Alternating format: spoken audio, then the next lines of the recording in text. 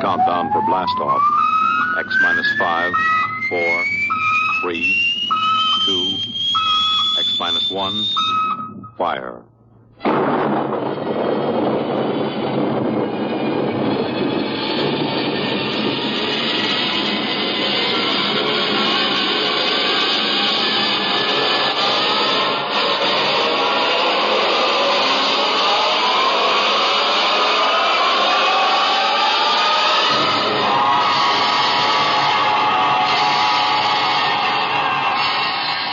From the far horizons of the unknown come transcribed tales of new dimensions in time and space.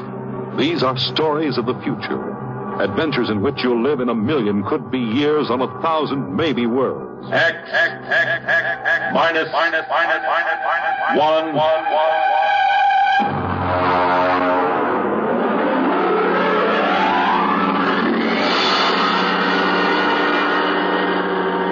Tonight's story. Courtesy. This is the story of the second expedition to the planet of Landro. I'm recording it for any future expeditions which might land on this godforsaken sphere, in the hope that they may learn from our tragic example. As I write, there are 2 of us left. 2 out of an original complement of 180 men. One of us, myself, will be dead in less than 23 minutes. As for the other, heaven have mercy on him, I do not know.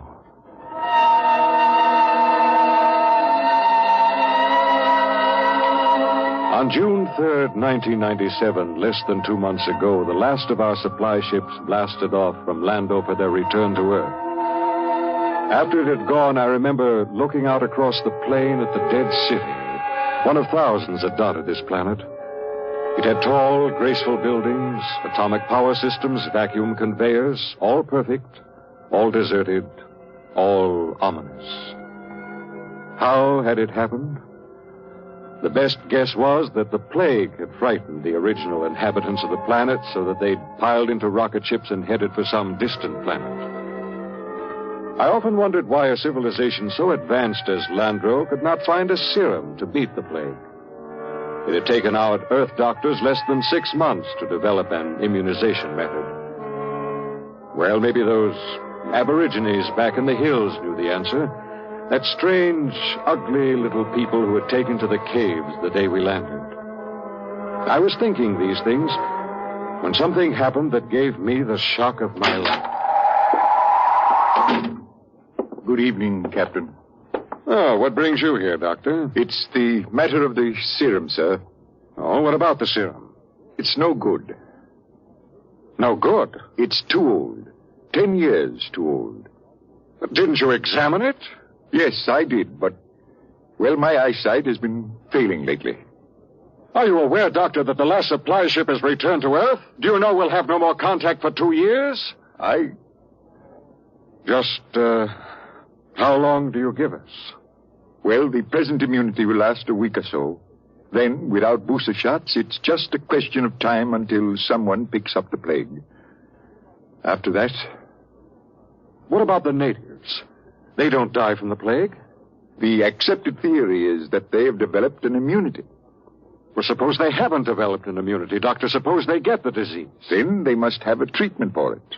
If they don't, there would be no natives. Would you be willing to go on an expedition to the hills to find out? At this point, Captain, I'd be willing to do anything. Absolutely anything. I am truly sorry. You're sorry? Dr. Morgan, sometime when you aren't too busy, when you have a moment, I'd hate to inconvenience you. Would you mind telling me how it feels to murder 180 men? 181, including yourself.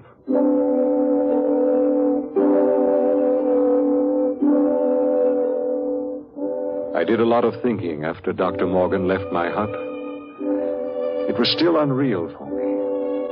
After all, the planning of an expedition was no simple thing. You put into it the result of years of training and experience, years of study at the academy, years of learning how to handle men and natives.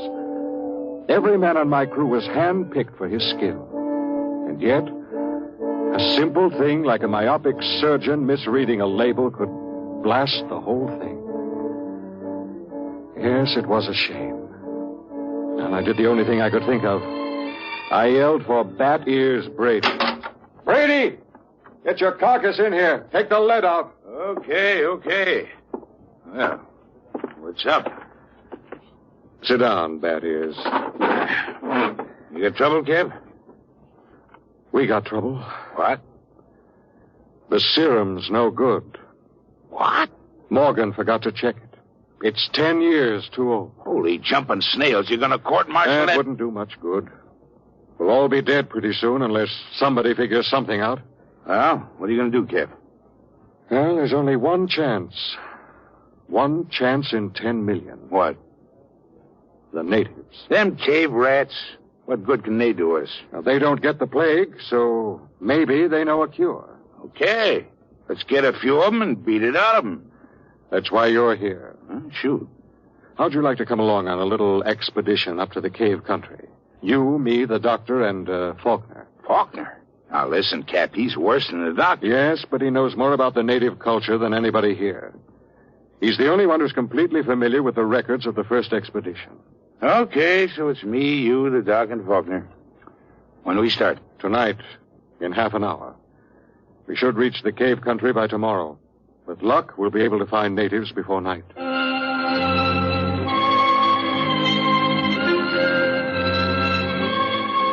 Benny Faulkner was the expedition anthropologist. One of the most unfortunate-looking individuals I've ever met. An ugly man with large ears and a big nose. His body was small and consumptive, but he had a good brain. And he was the best anthropologist the Interplanet Institute could recommend. He and Dr. Morgan were the only two civilians on the expedition. We set out, and after several hours hard walking... Cap. Now, what is it? Don't look now, but very slowly turn your eyes to the right and look behind that big yellow rock. Okay. You see anything? No? Keep looking. Don't stop walking or let on. Okay.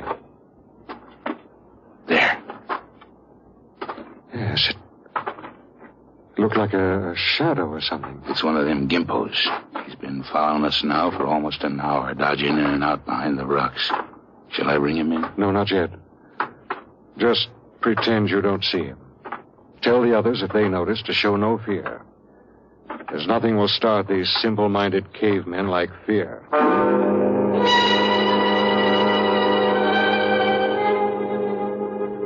The manual said, under no circumstances shall a member of the patrol display fear before a native.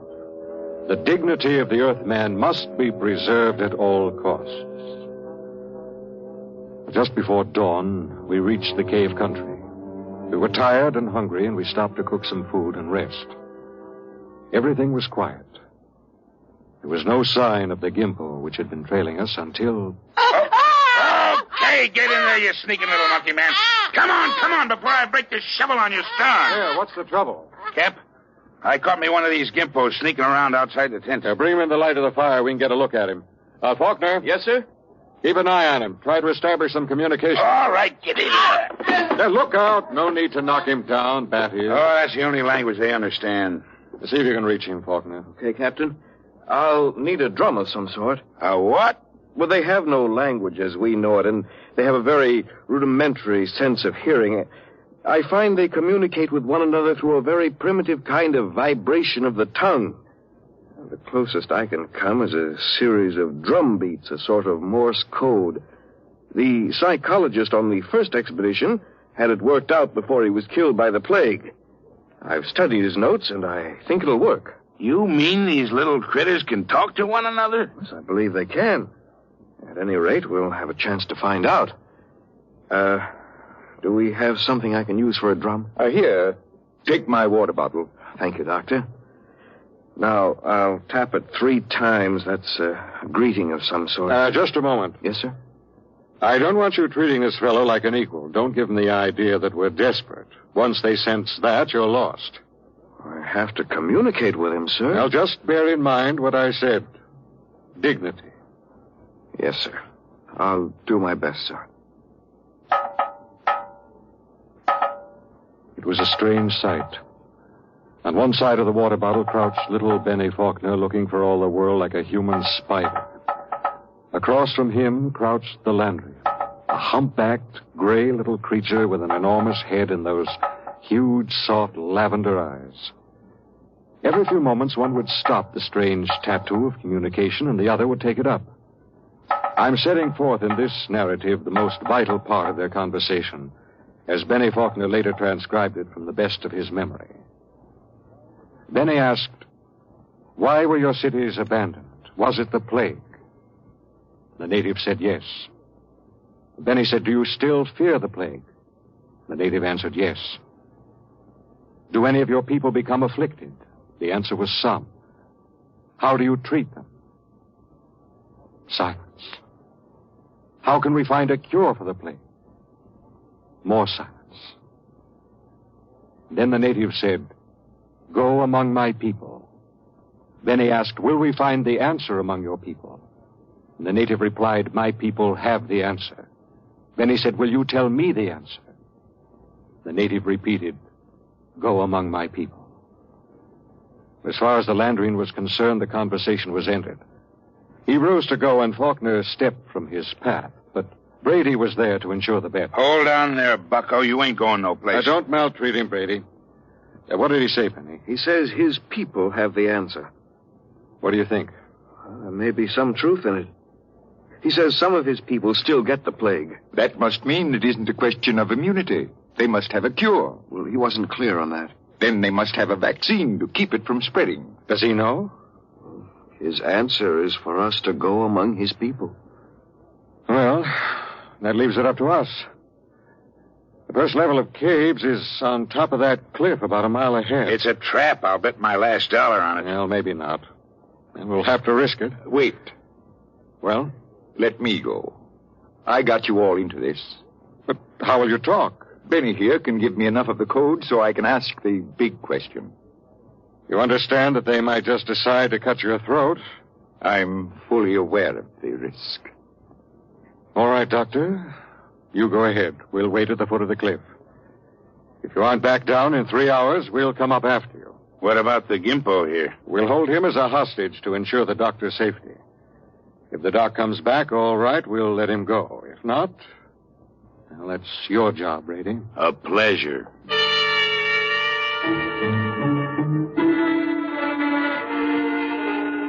It took Dr. Morgan about an hour to pick his way up the side of the cliff to the first of the openings where the Landrians lived. He waved to us before he entered the mouth of the cave, and we waved back. Then we settled down to wait. It was a long, long wait.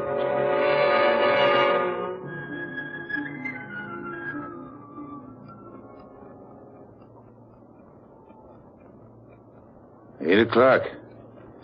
He's been up there more than 3 hours, Cap. Well, we'll give him a little more time. It's getting colder. Yes, keep that fire going. How much longer are you going to wait, Cap? Oh, we've got lots of time. You'd think we'd have heard of something by now if they were going to knock him off, I mean. No, not necessarily.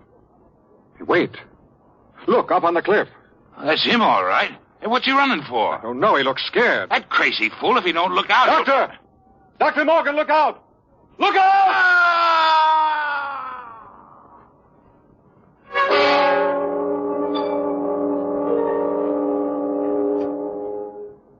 We found the doctor at the foot of the cliff, crumpled and broken.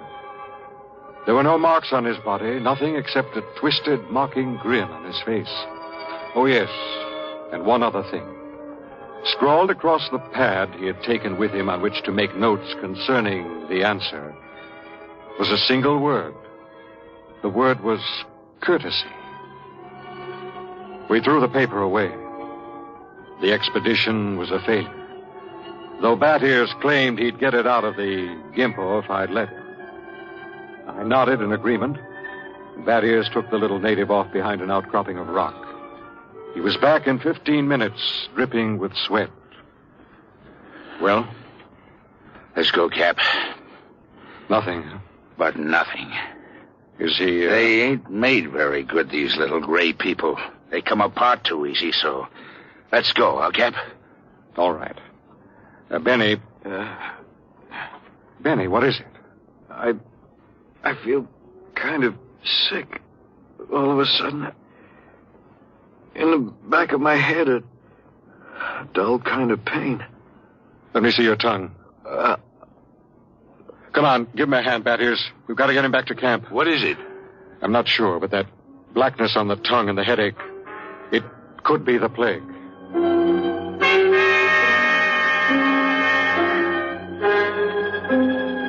By the time we got Benny Faulkner back to camp, he had the red spots on his body, and then the fever began to rage. It was the plague, no mistake about it. Before morning, Collins, the supply sergeant, had it. Then it was Peabody. After that, the men went down like 10 pins. Then one morning, Bat Ears Brady dragged himself into my tent and sat down. The lines in his face told me the end was coming pretty fast.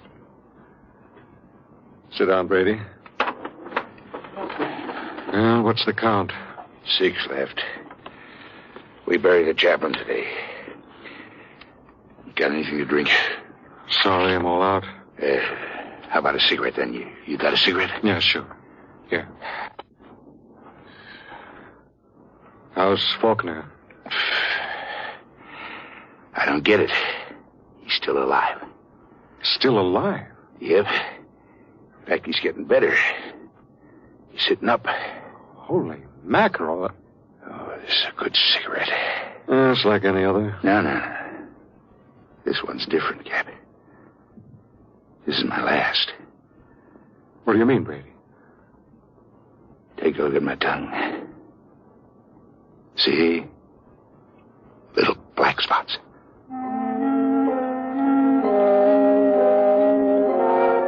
Somehow I managed to get him into bed. He was already raving when I gave him the last of the morphine.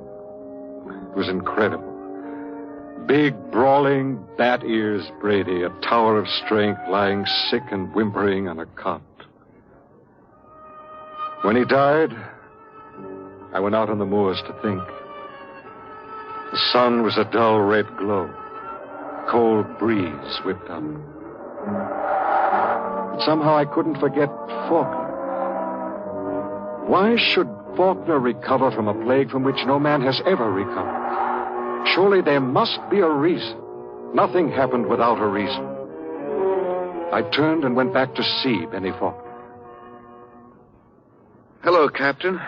Hello, Benny. How are you? Pretty good. I got up and walked a couple of steps today. How goes it? Brady's gone. Oh, I just buried him. Listen, Benny, there must be some reason why... Well, there's nothing strange about me, nothing different from any other man. There must be. You survived the virus. But, Benny, I want you to tell me everything you know about yourself, everything you can remember. Because somewhere in your makeup is some little thing that makes the difference. If I can find that thing, then maybe I can do something to save myself and the rest. Even if I can't, at least I can leave a record for any future expedition that comes to Landro. Okay? Okay, Captain. Where should I start? At the beginning. I'm going to take notes. Well, I was born on the 2nd of July in 1971. My parents were ordinary people. My father was just...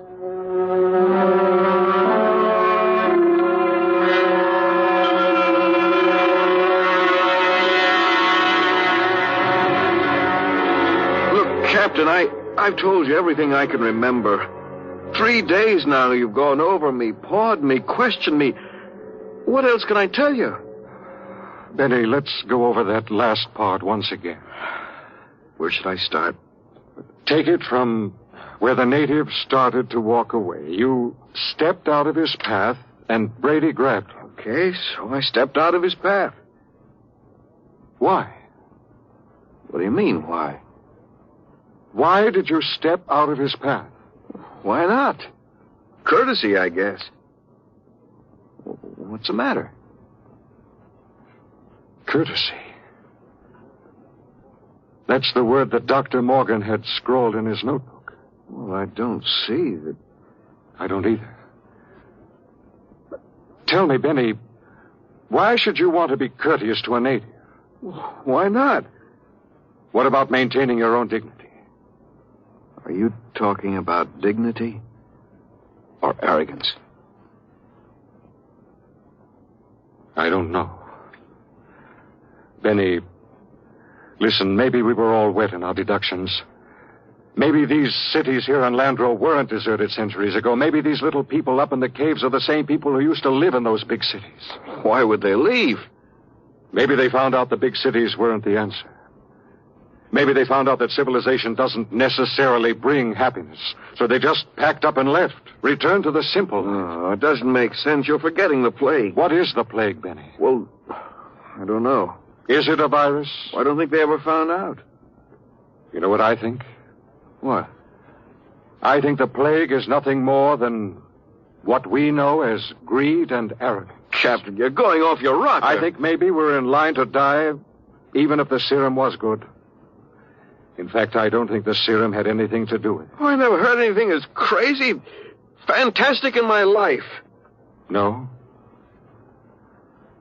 Well, I think I'll go back to my tent and finish writing the report. I am beginning to sweat a little. Captain, maybe it isn't the plague. It is. I've seen it too many times to kid myself about it. Maybe hot compresses or something. No, Ben. Listen, Captain, you don't believe that junk about courtesy, do you? I mean, that's a lot of nonsense. You must know that. Holy mackerel, Captain. You do believe it, don't you? Good night, Benny. I think I'd like to be alone for a while. Okay. Good night, Captain. Maybe the supply ship will be early. You can probably stick it out. Sure. Good night, Captain.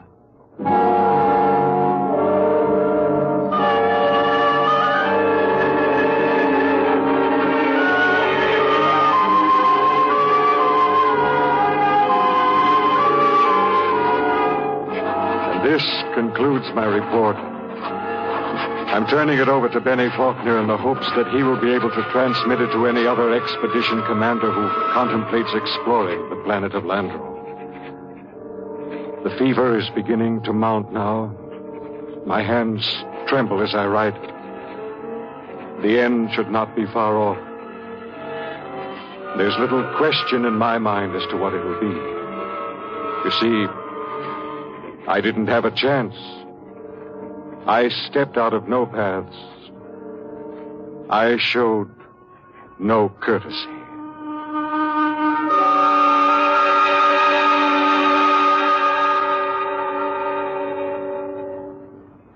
Tonight, by transcription, X-1 has brought you Courtesy, adapted for radio by George Lefferts from the story by Clifford Simad. Featured in the cast were Brett Morrison as Captain Ira Warren, Arnold Robertson as Battiers Brady, Edwin Jerome as Dr. Morgan, and Bill Griffiths as Benny Faulkner. Your announcer, Fred Collins.